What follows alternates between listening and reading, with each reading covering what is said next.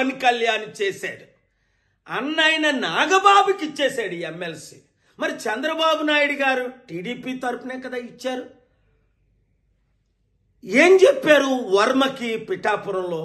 నువ్వు పవన్ కళ్యాణ్కి మద్దతు పోటీ చేయకుండా నెక్స్ట్ ఎమ్మెల్సీ నీకే ఇస్తానని దేవుడి సాక్షిగా చెప్పాడు.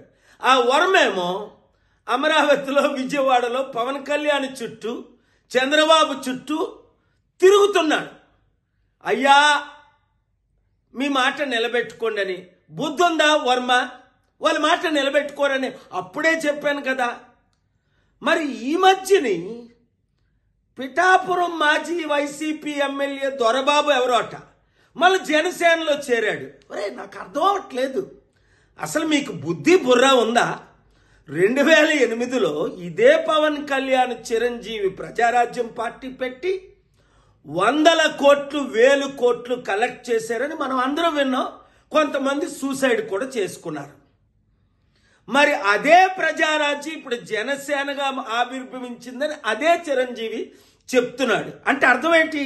అదే పాలసీలతో వచ్చే ఎలక్షన్లో మరలా మేము 100,000 కోట్లు కలెక్ట్ చేస్తాం, మా కుటుంబం మాత్రం ఎమ్మెల్సీ, మంత్రి, ముఖ్యమంత్రి పదవులు అనుభవిస్తాం. తెలివైనోడు ఎవ్వడు ఆ పార్టీలో చేరడు.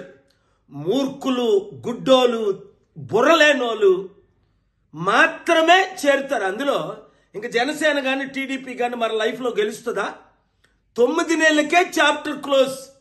మొత్తం అంతా అవినీతి, అన్ని ఫెయిల్ అయిపోయారు అని స్పష్టంగా కనబడుతుంది కదా.